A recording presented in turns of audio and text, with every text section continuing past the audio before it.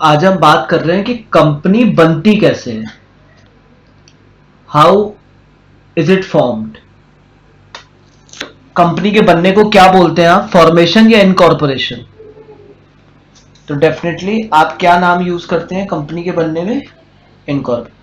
अगर इनकॉर्पोरेशन है तो इसका क्या मतलब हुआ, इनकॉर्पोरेशन है तो इसका मतलब हुआ सेपरेट लीगल एंटिटी है, लिमिटेड लायबिलिटी है, परपेचुअल सक्सेशन है, और क्या कहते हैं, इसकी एक अथॉरिटी होगी, ये सारी चीजें होंगी, इसका एक सेपरेट एक्ट होगा।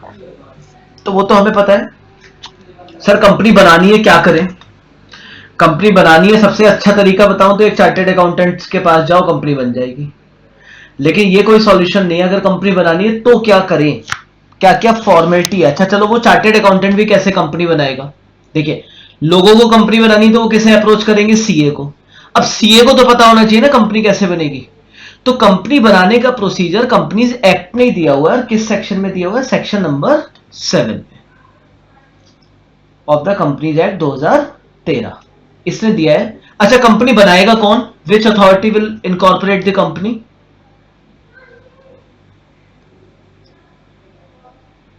जी अतीबा, कौन बनाएगा एक बार बताइए। Elijah,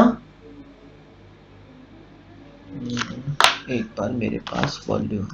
ROC, registrar of companies. तो आरओसी बनाएगा ऑफ द रेस्पेक्टिव स्टेट। अलग अलग स्टेट्स में अलग अलग आरओसी हैं, और हमारा रजिस्टर्ड ऑफिस जहां पर होगा, हम उस रजिस्ट्रार ऑफ कंपनीज को अप्रोच करेंगे। तो अगर आपको कंपनी इनकॉर्पोरेट करनी है तो सबसे पहला काम होता है आपको कंपनी का एक नाम सोचना पड़ेगा। कंपनी का एक नाम सोचेंगे आप, और नाम सोचने के बाद उस नाम से रिलेटेड एक आईएनसी 1 होता है फॉर्म, वो हम अप्लाई करते हैं रजिस्ट्रार ऑफ कंपनीज को। वहां से हमें जब नाम मिल जाता है, नाम मिलने के बाद क्या क्या कार्यवाही होती है उस पर हम बात करें। तो सबसे पहली बात यहां पे पढ़िए, क्योंकि आपको बेसिक लेक्चर में करा चुका, इसलिए आप एकदम समझ गए कि रजिस्ट्रार ऑफ कंपनी इनकॉर्पोरेट करेगा। तो कह रहे हैं filing of documents and information with registrar. तो इन डॉक्यूमेंट्स को हम फाइल करेंगे विद द रजिस्ट्रार। और किस रजिस्ट्रार को फाइल करेंगे? Within whose jurisdiction the registered office of the company is propose to be situated. जहां पर हम प्रपोज कर रहे हैं सिचुएशन के लिए, उस रजिस्ट्रार को हम अप्रोच करेंगे। क्या क्या डॉक्यूमेंट फाइल करेंगे? देखिए मैं ये बता दूं, ये प्रोसीजर आपके, क्योंकि सीए फाउंडेशन में दिया, ये प्रोसीजर कब शुरू होता है? When you have taken the name approval. आप नेम अप्रूवल ले चुके हैं।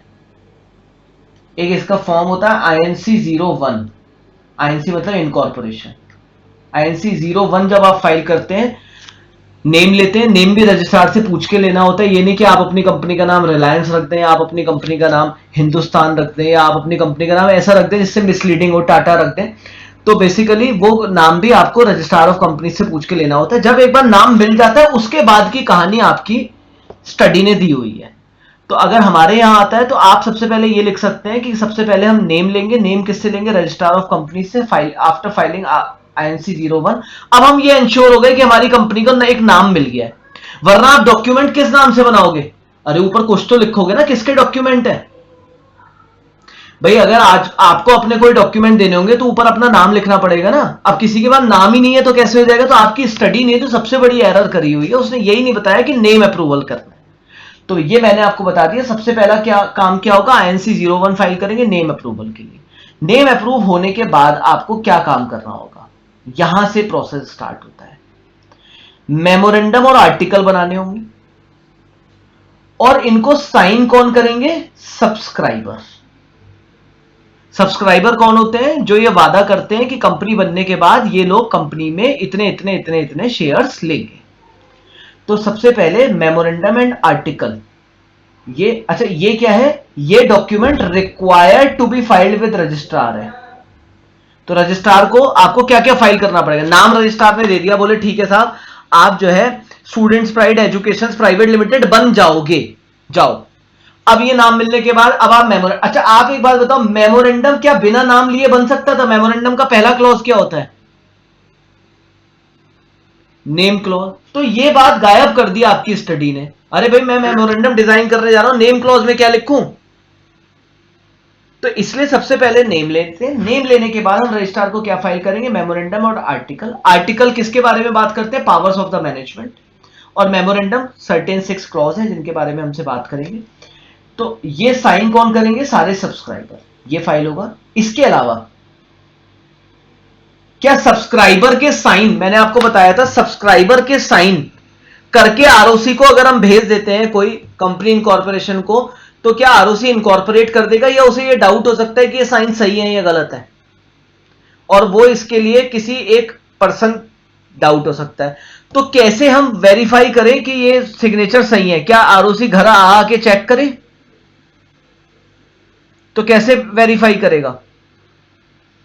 अरे वाह, बिल्कुल सही, आप लोगों को तो कंपनी लॉ के अथाह जानकारी है। देखिए, तो जब ये लोग साइन कर देंगे, फर्स्ट स्टेप, सेकंड, एक डिक्लेरेशन लगाएगा। कौन लगाएगा, एक ऐसा पर्सन जो कंपनी के फॉर्मेशन में एंगेज है, जो जनरली एडवोकेट होगा, सीए साहब होंगे, या कॉस्ट अकाउंटेंट, या company secretary in practice, and by a person named in article as director. Article of association में फर्स्ट डायरेक्टर्स का नाम दिया जाता है।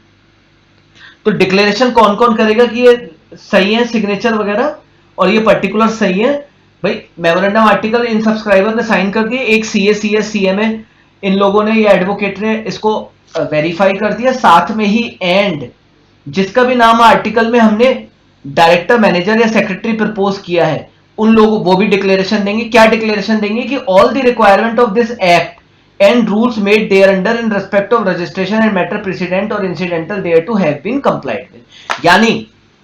यानी आपने नाम ले लिया, नाम लेने के बाद मेमोरेंडम आर्टिकल बन गए, जो लोग भी कंपनी में प्रपोज शेयर होल्डर बनने वाले हैं उन्होंने साइन कर दिए। इस साइनिंग के बाद रजिस्ट्रार ऑफ कंपनीज कहता है एंश्योर कर ले एक चार्टेड अकाउंटेंट या एक कंपनी सेक्रेटरी या एक एडवोकेट या एक कॉस्ट अकाउंटेंट इन प्रैक्टिस कि भाई जितनी भी कार्यवाही है वो सारी कंप्लाई हो गई है as per companies act 2013 and rules thereunder, उससे रिलेटेड सारी बातें पूरी कर ली है, प्रॉपर साइन हो गए, सारी चीजें लिख ली गई हैं।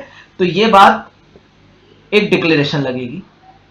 इसके बाद डिक्लेरेशन हर सब्सक्राइबर और जो फर्स्ट डायरेक्टर बनने वाले हैं, फर्स्ट डायरेक्टर का नाम कहां लिखा होता है, आर्टिकल्स में, और सब्सक्राइबर का नाम कहां लिखा होता है, मेमोरेंडम में भी, और आर्टिकल के एंड में भी सब्सक्राइबर का नाम लिखा होता है। बट हम हमेशा सब्सक्राइबर को सब्सक्राइबर टू मेमोरेंडम बोलते हैं और फर्स्ट डायरेक्टर्स का नेम्ड इन आर्टिकल बोलते हैं। इन लोगों की भी एक डिक्लेरेशन लगेगी। ये लोग क्या कहेंगे, ये लोग कहेंगे कि साहब हम लोग जो बनने जा रहे हैं इस कंपनी के शेयर होल्डर और डायरेक्टर, हम किसी भी not convict of any offence in connection with promotion, formation और मैनेजमेंट ऑफ एनी कंपनी, यानी कोई भी एक ऑफेंस, कोई भी इन्होंने कभी किसी कंपनी को बनाने में कोई फ्रॉड काम नहीं किया है, किसी भी तरीके का कभी भी कोई कंपनी बनाते समय इन्होंने कोई फ्रॉड किया हो, या कंपनी बनाने के बाद कभी भी कन्विक्ट हुए हो किसी भी चीज में, ऐसा नहीं किया इन्होंने। सेकंड, ये गिल्टी ऑफ एनी फ्रॉड और misfeasance of any breach of duty to any company under this act और any previous company law last 5 years में, ये किसी भी फ्रॉड वगैरह के से कभी भी गिल्टी प्रूव नहीं हुए हैं। और and all the document filed with registrar for registration of the company contain information that is correct and complete true to the best of their knowledge. यानी ये 3 बातें डिक्लेयर करेंगे कि साहब हमने कभी भी किसी कंपनीज एक्ट का कोई हमने फॉल्ट नहीं किया, कभी भी कन्विक्ट नहीं हुआ। सेकंड, हमने कभी किसी फ्रॉड में भी कन्विक्ट नहीं हुए लास्ट 5 ईयर्स में। एंड थर्ड वन, जितने भी हम पर्टिकुलर्स आपको फाइल कर रहे हैं ये हमारी नॉलेज के हिसाब से ट्रू एंड फेयर है, और ये बात को ये नीचे साइन कर देंगे। तो अब साइन, सबसे पहले मेमोरेंडम आर्टिकल बन गए, उस पर सब लोगों ने साइन कर दिया। फिर एक चार्टेड अकाउंटेंट की डिक्लेरेशन लग गई कि भाई मैंने देख लिया सारे रूल्स वगैरह फॉलो हो गए। फिर फर्स्ट डायरेक्टर और सब्सक्राइबर ने ये डिक्लेरेशन भी दे दी कि हमने तो साइन तो कर ही दिए ऊपर, लेकिन हम लोग गलत लोग नहीं है, कभी भी हम कन्विक्ट नहीं हुए लास्ट 5 ईयर्स में, और प्लस जो पर्टिकुलर्स दिए गए वो ट्रू है। इसके अलावा एड्रेस फॉर कॉरेस्पॉन्डेंस देना होगा। सर रजिस्टर्ड ऑफिस का एड्रेस देना चाहिए। रजिस्टर्ड ऑफिस कंपनी बनने के 15 डेज के अंदर जो है एस्टेब्लिश किया जा सकता है, ये नियम है, ये लॉ है कि आपकी जब कंपनी बन जाएगी उसके with in 15 days you can establish registered office. तो अल्टीमेटली जब कंपनी बन जाएगी तो फिर इनकॉर्पोरेशन सर्टिफिकेट कहां भेजे रजिस्ट्रार, तो इसलिए हमें एक एड्रेस फॉर कॉरेस्पॉन्डेंस देना होता है। It may be registered office, अगर सेम ही रखना है आपने तो कर सकते हैं।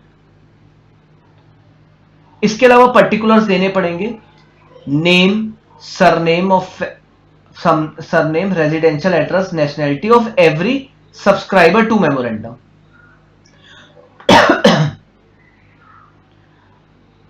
along with the proof of identity and in case of subscriber being a body corporate, तो उस बॉडी को अगर कोई कंपनी सब्सक्राइबर बन रही है तो उसका फिर नॉमिनी होगा, रिप्रेजेंटेटिव होगा, उसके पर्टिकुलर्स। तो इन सबके एड्रेस प्रूफ भी देने पड़ेंगे। ये नहीं कि किसी का भी नाम लिख दिया मैंने राम और सन ऑफ श्याम और एड्रेस अलाना फलाना और उसने साइन कर दिया और उसने डिक्लेरेशन दे दी, नहीं, उसके हमें क्या चाहिए, प्रूफ ऑफ आइडेंटिटी भी चाहिए। इसके अलावा जो फर्स्ट डायरेक्टर बनने जा रहे हैं, ये काट दीजिएगा, सब्सक्राइबर नहीं, फर्स्ट डायरेक्टर जो बनने जा रहे हैं उनके भी प्रूफ्स चाहिए। इसके अलावा जो भी डायरेक्टर्स बनने जा रहे हैं उन सबका और किसी कंपनी में कोई इंटरेस्ट तो नहीं है, किन किन कंपनीज में वो डायरेक्टर्स हैं वो भी देना पड़ेगा। Particular of interest of person mentioned in the article as first director, इनको बताना पड़ेगा कि वो अदर फर्म्स बॉडी कॉर्पोरेट में किस किस तरीके से जुड़े हुए हैं। The particular of the interest, इनका क्या इंटरेस्ट है किसी और बॉडी कॉर्पोरेट में, यह भी बताना पड़ेगा। तो प्लीज सर क्या करें, आप चार्टेड अकाउंटेंट हो, एक कंपनी बनानी है, सबसे पहले एक नेम ले लो। नेम लेने के बाद सर क्या करें, नेम लेने के बाद सारे लोगों को बुलाओ, मेमोरेंडम आर्टिकल ड्राफ्ट कराओ, सब्सक्राइबर के साइन कराओ।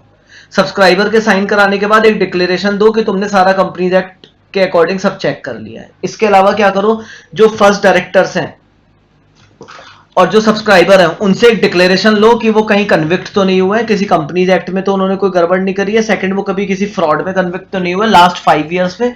और इसके अलावा उनसे एक डिक्लेरेशन पे ये भी साइन कराओ कि उन्होंने जो भी पर्टिकुलर्स दिए हैं वो ट्रू एंड फेयर है। सर अब कंपनी बन जाएगी, अभी नहीं बनेगी, वो सब्सक्राइबर की आइडेंटिटी प्रूफ लाओ, डायरेक्टर्स का आइडेंटिटी प्रूफ लाओ। ये सारा करने के बाद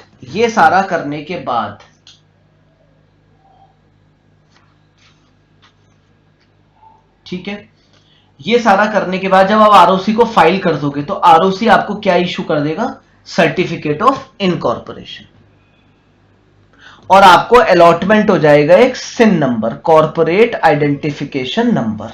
ये एक अलॉटमेंट हो जाएगा आपको। अच्छा, लेटर स्टेज पे हमें पता लगता है कि फ्रॉड हुआ है, जो सब्सक्राइबर हैं वो लोगों की झूठी आइडेंटिटी प्रूफ लगी है, या उन्होंने ऐसे ही बोल दिया था कि हम कहीं फ्रॉड हमने नहीं किया, लेकिन वो पिछले 2 सालों में फ्रॉड किया है उन्होंने।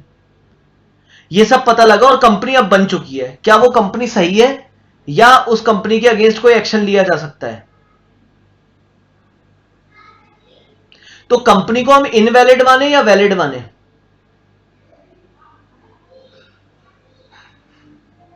बताइए कोई बच्चा, कंपनी को इनवैलिड माने या वैलिड माने? फजा आप बताइए, पीयूष गुप्ता आप बताइए, प्रथम what should I do? Piyush invalid माने। जरा एक बात बताना, मैंने एक कंपनी बनाई और बच्चे भी कह रहे हैं, मेरी एक कंपनी बनी है students pride education private limited. मैंने मिस्टर पीयूष से मैंने कहा पीयूष जी हम आपके साथ एक एग्रीमेंट करना चाहते हैं, ये रहे पीयूष जी, ये रही कंपनी। हमने कहा हम आपके साथ एक एग्रीमेंट करना चाहते हैं और उस एग्रीमेंट में हम दोनों लोग मिलके करेंगे। पीयूष आप कैसे चेक करोगे कंपनी सही है या नहीं है?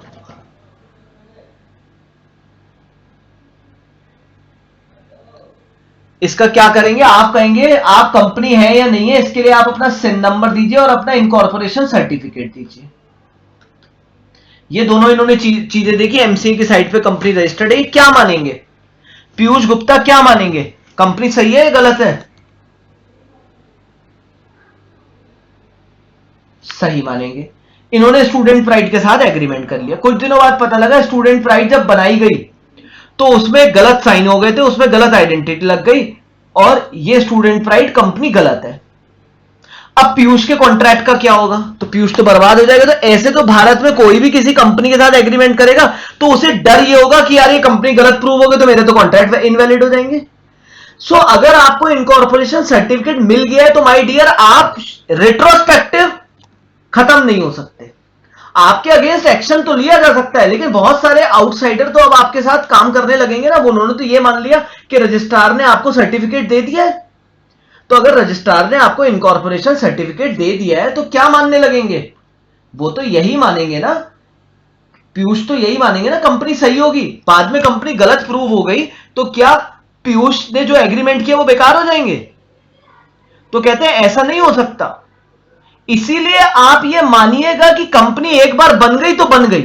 अब ये नहीं हो सकता कि नहीं कंपनी बन गई इसे काटो, अब ये कंपनी नहीं है। क्योंकि पूरी दुनिया, भाई मैं किसी के साथ एग्रीमेंट करूंगा तो एमसी की साइट पे देखेंगे मैं कंपनी हूं या नहीं हूं। सो इसलिए रेट्रोस्पेक्टिव कभी कोई कंपनी खत्म नहीं होती, बाद में उसके अगेंस्ट एक्शन लेते हैं। और कौन लेगा एक्शन? ये डिस्प्यूटेड मैटर है ना, तो एक्शन कौन लेता है? ट्रिब्यूनल। तो अब मेरी बात जरा समझिए, जैसे ही आप कंपनी बनते हैं सर्टिफिकेट आपको मिल जाता है, आपको एक सिन नंबर मिल जाता है, इसके बाद आपको सारी डॉक्यूमेंट जो रिक्वायर्ड है वो आपको मेंटेन करने पड़ेंगे, प्रिजर्व करने पड़ेंगे। कहां? रजिस्टर्ड ऑफिस में। और अगर आपने कोई फॉल्स या इनकरेक्ट इंफॉर्मेशन दी है या किसी मटेरियल फैक्ट को छुपाया है इनकॉर्पोरेशन के टाइम पे, तो आपको फ्रॉड का के अगेंस्ट में सेक्शन 447 में आपको लायबल बनाया जाएगा। 447 के अंदर सजा मैंडेटरी होती है, जेल जाना। तो और पेनल्टी पड़ती है इसमें मिनिमम 5 लाख रुपए। तो 447 के अगेंस्ट में एक्शन लिया जाएगा।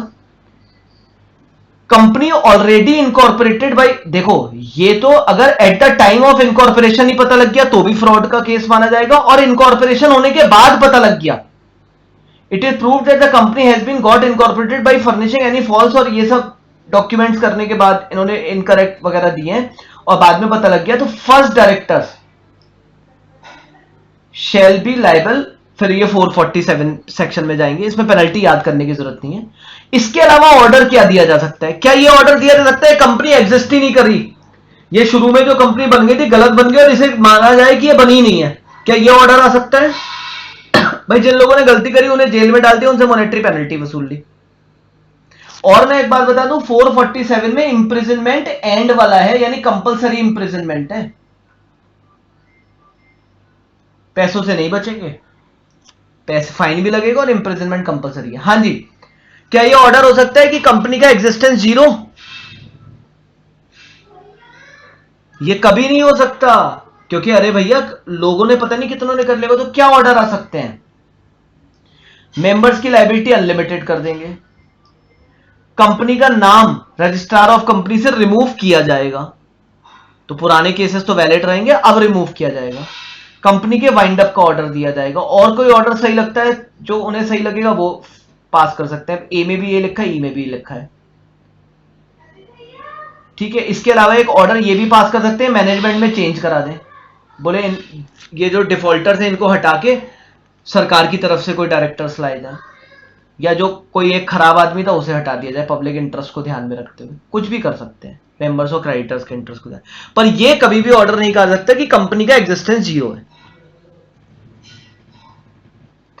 कंपनी के अगेंस्ट कोई भी एक्शन अगर ट्रिब्यूनल लेगा तो उससे पहले कंपनी को एक रीजनेबल अपॉर्चुनिटी देगा कि वो बताए कि ऐसा क्यों हुआ था, क्यों गलत तथ्य दिए गए, और उसके बाद अगर कोई कॉन्ट्रैक्ट हो गया, पीयूष जी ने हमारे साथ कोई कॉन्ट्रैक्ट कर लिया था तो इनको नुकसान हुआ कि इनका कंपनसेशन भी पे कराया जाएगा या नहीं कराया जाएगा? कराया जाएगा। तो the tribunal shall take into consideration the transaction enter into by company including the obligation if any contractor और पेमेंट ऑफ एनी लायबिलिटी। इनके लिए भी इनको भी ध्यान रख सकता है, शैल टेक इनटू कंसिडरेशन। तो प्लीज अगर कंपनी बनानी है तो सर इनकॉर्पोरेशन का एक प्रोसीजर है, नेम लेंगे, फिर ऐसे ऐसे होंगे, डिक्लेरेशंस आएंगी, मेमोरेंडम आर्टिकल्स पे साइन होंगे, सब लोगों के डॉक्यूमेंट्स लिए जाएंगे और फिर जो है वो सबमिट हो जाएगा। अगर इसमें कोई फॉल्ट, उसके बाद नंबर मिल जाएगा, रजिस्ट्रेशन सर्टिफिकेट मिल जाएगा, उसके बाद सारे डॉक्यूमेंट्स जो रिक्वायर्ड हैं कंपनीज को आगे फर्दर जो है रजिस्टर्ड ऑफिस में मेंटेन करने पड़ेंगे। अगर कोई फॉल्स इंफॉर्मेशन मिली तो 447 के अंदर दोषियों को 447 के अंदर दोषियों को सजा दी जाएगी। 447 एक सेक्शन है कंपनीज एक्ट का जिसमें इंप्रिजनमेंट कंपलसरी है। इसके अलावा ट्रिब्यूनल ऑर्डर देगा, कंपनी को या तो वाइंड अप कर देगा या डायरेक्टर्स में चेंजेस कर देगा पब्लिक इंटरेस्ट को ध्यान में रखते हुए, या फिर कंपनी का वाइंड अप का ऑर्डर दे देगा या कंपनी का रिमूवल कर देगा आरओसी के यहां से। वाइंड अप का मतलब होता है एसेट बेच के लायबिलिटी को पे करना, और रिमूवल का मतलब होता है कि कंपनी का एग्जिस्टेंस खत्म कर देंगे, अब ये कंपनी नहीं रहेगी बट फर्दर नहीं रहेगी। इसके अलावा ये जब ऑर्डर देगा ट्रिब्यूनल तो दो बातें ध्यान रखें, कंपनी को अपॉर्चुनिटी ऑफ बीइंग हर्ट देगा, और इसके अलावा जिन लोगों को भी कॉन्ट्रैक्ट होने से, इस ड्यूरेशन में कंपनी बनने से कॉन्ट्रैक्ट होने से नुकसान हुआ, उनकी लायबिलिटीज को भी ध्यान रखेगा। आज की डेट में आरओसी ने, मिनिस्ट्री ऑफ कॉर्पोरेट अफेयर ने एक spice simplified proforma for incorporation company electronically, ये एक फॉर्म दिया है। इसके अंदर आप एक ही फॉर्म है, उस फॉर्म को भर के भेज दीजिए, उसमें मेमोरेंडम आर्टिकल लगा दीजिए, नेम वो लिख दीजिए मुझे ये नेम चाहिए, और उसी नाम से मेमोरेंडम एंड आर्टिकल बना दीजिए, और एक ही बार में फॉर्म फाइल कर दीजिए, केवल एक ही फॉर्म, नाम भी पहले मत लीजिए, सारे काम एक साथ करिए। नाम लिखिए, मुझे स्टूडेंट प्राइड नाम चाहिए, उसी नाम से मेमोरेंडम आर्टिकल बना दीजिए, सारे काम कर दीजिए और एक ही क्लिक में फॉर्म भेज दीजिए। अगर वो नाम मिल जाएगा तो मेमोरेंडम आर्टिकल और सारी डिक्लेरेशन भी वैलिड हो जाएगी और एक ही झटके में आपकी कंपनी बन जाएगी। पहले क्या होता था, नाम का अलग फॉर्म है, बाकी सारी चीजों के अलग अलग फॉर्म्स है, जो ऊपर हमने प्रोसीजर बताया, डिक्लेरेशंस के अलग फॉर्म है, रजिस्टर्ड ऑफिस के का अलग फॉर्म है। अभी स्पाइस में सारा काम एक साथ होगा। अगर नाम आपका अवेलेबल नहीं होगा तो फिर आपका पूरा का पूरा प्रक्रिया खराब हो गई, फिर आपको दोबारा एक नए नाम के साथ मेमोरेंडम आर्टिकल ड्राफ्ट करके भेजना होगा। तो the ministry of corporate affairs has taken various initiative for ease of business in step towards easy setting of business. MCA यानी मिनिस्ट्री ऑफ कॉर्पोरेट अफेयर ने सिंप्लीफाइड कर दिया process of filing of forms for incorporation of company through simplified proforma for incorporating company electronically. जो ऊपर हमने procedure बताया इसमें कई कई फॉर्म भरने थे।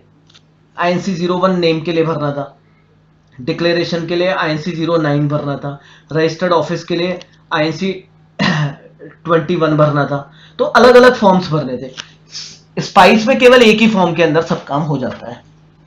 तो स्पाइस भी आज की डेट में ऑप्शन है, लोग स्पाइस बहुत फॉलो करते हैं। रजिस्ट्रेशन होते ही क्या इफेक्ट आ जाएंगे, अगर आप कंपनी बन गए तो क्या होगा सर, कंपनी की कैरेक्टरिस्टिक आ जाएंगी। क्या कैरेक्टरिस्टिक है सर, मैं सेपरेट लीगल एंटिटी हो जाऊंगा अकॉर्डिंग टू सेक्शन 9। क्या हो जाएंगे आप, बॉडी कॉर्पोरेट बन जाएंगे, आपका सेपरेट लीगल एंटिटी हो जाएंगे, लीगल पर्सन हो जाएंगे, सेपरेट लीगल एंटिटी हो जाएंगे। इसके अलावा और क्या हो जाएंगे आप, परपेचुअल सक्सेशन हो जाएगा, वही सारी चीजें आ जाएंगी, लिमिटेड लायबिलिटी हो जाएगा। तो अगर कोई पूछता है कि इफेक्ट ऑफ रजिस्ट्रेशन क्या होता है, तो इफेक्ट ऑफ रजिस्ट्रेशन होता है कि कंपनी बॉडी कॉर्पोरेट की सारी कैरेक्टरिस्टिक एंजॉय करने लगती है। ये मैं शॉर्ट में बता दूं। अब आप यहां पढ़िए, from the date of incorporation, जो भी सर्टिफिकेट ऑफ इनकॉर्पोरेशन लेंगे, subscriber to the memorandum and all the person who may from time to time become member of the company shall be a body corporate by the name contained in the memorandum. Such a registered company shall be capable of exercising all function of an incorporated company. भाई वो company बन जाएगी, उसका perpetual succession हो जाएगा, वो अपने नाम में एसेट्स एक्वायर्ड कर सकती है, डिस्पोज ऑफ कर सकती है, सेपरेट लीगल पर्सन हो जाएगी।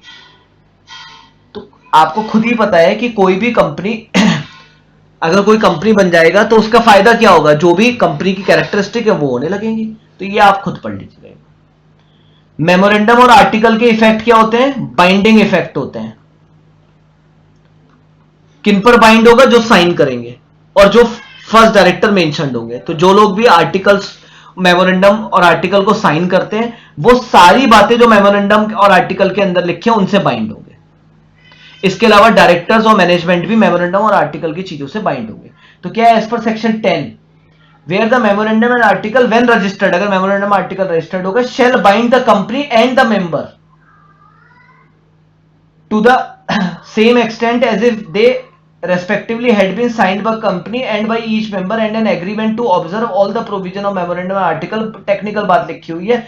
कुल मिला के जो सब्सक्राइबर ने बोला था हम इतने पैसे देंगे, वादा किया था, वो सारे ड्यू देंगे कंपनीज को, प्लस जो भी मेमोरेंडम आर्टिकल में बातें लिखी हुई है उससे कौन कौन लोग बाइंड हो जाएंगे। अगर मेमोरेंडम आर्टिकल रजिस्टर्ड हो गया, सारे सब्सक्राइबर और management that is director, plus subscriber ने जो वादा किया है कि हम ये पैसा कंपनी को देंगे वो उन्हें देना पड़ेगा। तो प्लीज, मैंने आपको जो टॉपिक पढ़ाया कंपनी कैसे बनेगी, दो है, एक तो डिफरेंट डिफरेंट फॉर्म भरो, एक स्पाइस भरो। डिफरेंट डिफरेंट फॉर्म में अलग अलग डिक्लेरेशन भरनी पड़ेगी, अलग अलग फॉर्म्स है, स्पाइस में आप एक ही झटके में भर सकते हैं। सेकंड, कंपनी अगर गलत तरीके से बन गई तो इनकॉर्पोरेशन से लेके जिस दिन तक वो गलती पता लगी वहां तक कंपनी का स्टेटस वैलिड रहेगा, उसके बाद ट्रिब्यूनल इसके अगेंस्ट में ऑर्डर वो कर सकता है, डिसीजन ले सकता है, प्लस 447 के अंदर सारे जो डायरेक्टर्स वगैरह हैं उन पे पेनल्टीज पड़ेगी। देन आफ्टर सर, अगर कंपनी का इफेक्ट ऑफ रजिस्ट्रेशन क्या होगा, जैसी कंपनी रजिस्टर्ड होगी उसको कंपनी के जो हमारी कैरेक्टरिस्टिक है वो मिलने लगेगी। एंड देन मेमोरेंडम और आर्टिकल का इफेक्ट क्या होता है, अगर मेमोरेंडम और आर्टिकल रजिस्टर्ड हो गए तो अब इससे कंपनी, मैनेजमेंट और मेंबर्स तीनों लोग बाइंड होंगे, प्लस जिन लोगों ने पैसे देने का वादा किया तो उन्हें पैसे देने पड़ेंगे। प्लीज अब क्वेरी कर लीजिए आप मुझसे यहां से। यस, जो जो पॉइंट आपको समझ नहीं आए, इन्होंने थोड़ा टेक्निकल लिखा है, उतना टेक्निकल की जरूरत नहीं है, मेन मेन बातें लिख लीजिए आप। बताइए किन किन पॉइंट्स में दिक्कत है।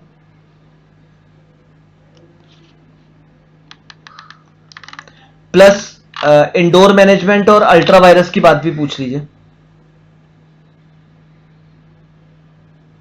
कोई डाउट है इसमें जो मैंने बताया कंपनी इनकॉर्पोरेशन का?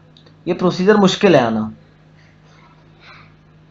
आपकी बुक ने लिखा भी बहुत कॉम्प्लिकेटेड तरीके से है। कोशिश करूंगा मैं इसका सिंप्लीफाइड कुछ तरीका दे दूं, सिंप्लीफाइड कुछ नोट्स दे दूं। हाँ जी, पूछिए जिस जिस जगह डाउट है।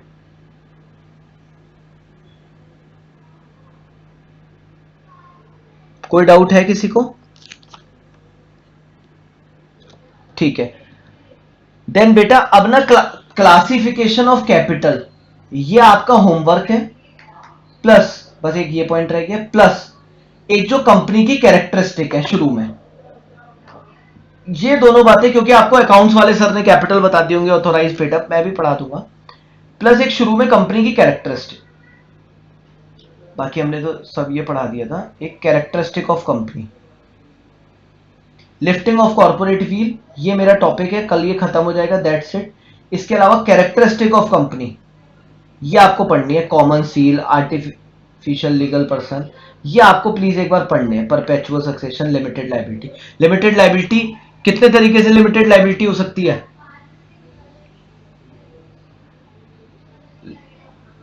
कहां से पता लगेगा कंपनी लिमिटेड बाय शेयर है, लिमिटेड बाय गारंटी है? लायबिलिटी तो सब आपको पता ही है ना? ठीक है, क्या कंपनी की लायबिलिटी अनलिमिटेड भी हो सकती है? हो सकती है, अगर लायबिलिटी क्लॉज ना हो या लायबिलिटी क्लॉज में अनलिमिटेड लिखा हो तो ये प्लीज ये एक बार पढ़ लीजिएगा।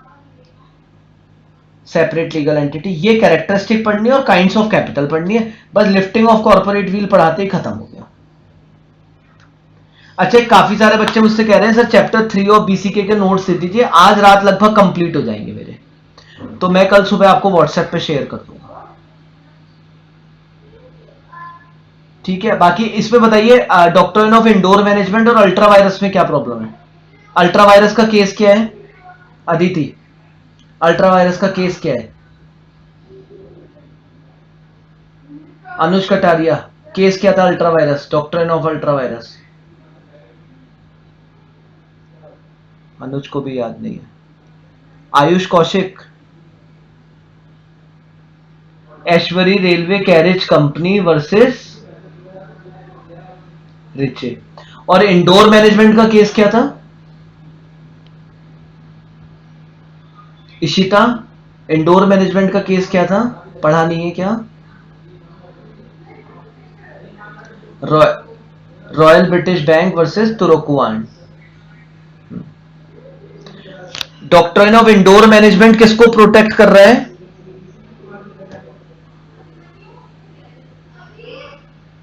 आउटसाइडर को। और डॉक्ट्रिन ऑफ कंस्ट्रक्टिव नोटिस किसको प्रोटेक्ट कर रहा है?